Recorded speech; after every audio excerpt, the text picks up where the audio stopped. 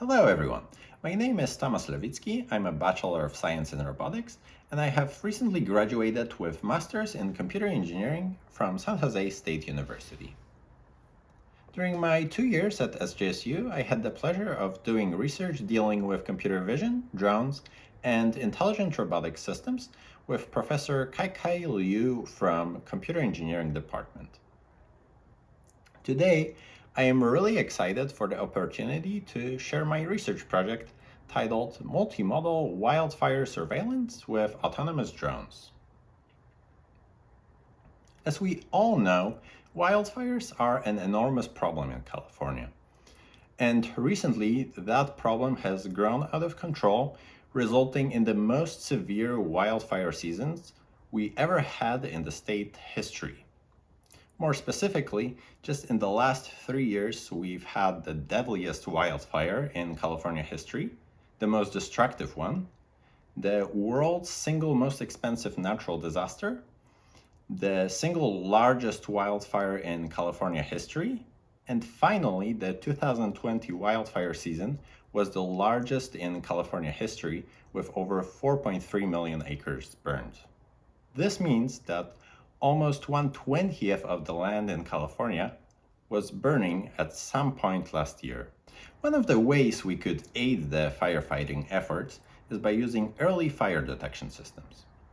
Drones, also called UAVs, make excellent candidates for this kind of application. They can quickly cover vast areas of land. They can be deployed in difficult terrain that's otherwise inaccessible by humans or ground vehicles. They can operate autonomously. They can operate at night, which is something that manned airplanes cannot do. And last but not least, drones are potentially disposable. This means that by deploying a drone on a mission, we're risking perhaps $1,000 worth of drone hardware, but not human life. However, despite all these advantages, performing the actual fire detection on board the drone was a critical missing piece. For the last 2 years during my master's degree, I worked to address this gap and built an autonomous drone that's capable of remote wildfire detection using RGB and infrared cameras. A successful implementation would be characterized by high accuracy and sensitivity. It would be able to perform all necessary computation on board the drone and would have as low implementation cost as possible, preferably under $1,000. The system I developed is a fully working system consisting of an autonomous drone, camera and computer payload, and AI algorithms that perform the fire detection. During Q&A, I will be happy to answer any questions regarding aspects such as the design of the camera payload or other piloting functions of the drone. However, in this presentation, I will focus on the AI fire detection because this is the most significant and novel element, which contributes the greatest amount of value to my field. It is relatively easy to write a simple rule-based classifier that detects around 60 to 70% of the most common cases based on color features or more elaborate spatial features such as the texture of the smoke. However, if we want to achieve sensitivity above 90%, the problem becomes increasingly difficult due to the vast space of scenarios and edge cases the system needs to cover. In the recent years, machine learning has been very successful in capturing these complex domains. Specifically, deep neural networks have been effective in inferring information from image data. This is why I decided that deep neural nets would be the best way to address this complex visual recognition problem. I trained the network on my own dataset of over 10,000 annotated images taken by drones in real-world fire incidents.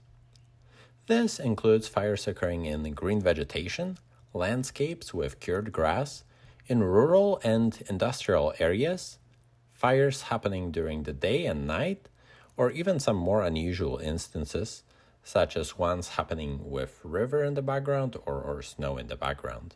I used this dataset to train models across 15 different CNN architectures with hundreds of sets of hyperparameter values. The final best performing model achieves the accuracy of 97.5% on the test split of my own dataset and 95.8% in the evaluation on an external general-purpose fire detection dataset. Notably, that last figure surpasses the state-of-the-art performance by a margin of 2.8 percentage points.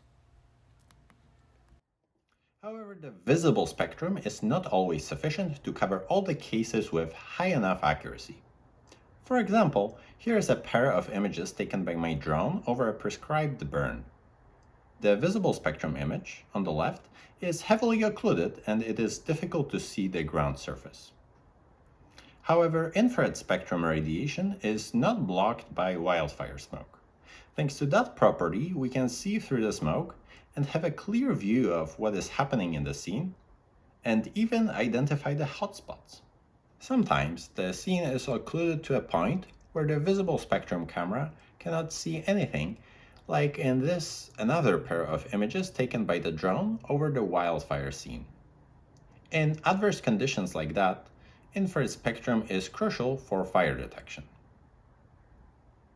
On the flip side, being able to see through the smoke is not necessarily always a good thing for fire detection.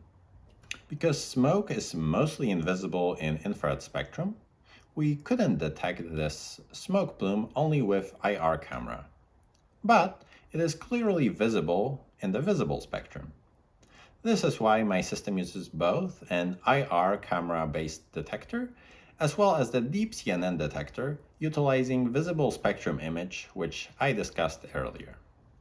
This last part of my research I'm particularly proud of. I had an opportunity to deploy and test the system over an 80-acre wildfire with Sacramento Metro Fire Department. The system achieved 94.4% accuracy and 98.4% sensitivity.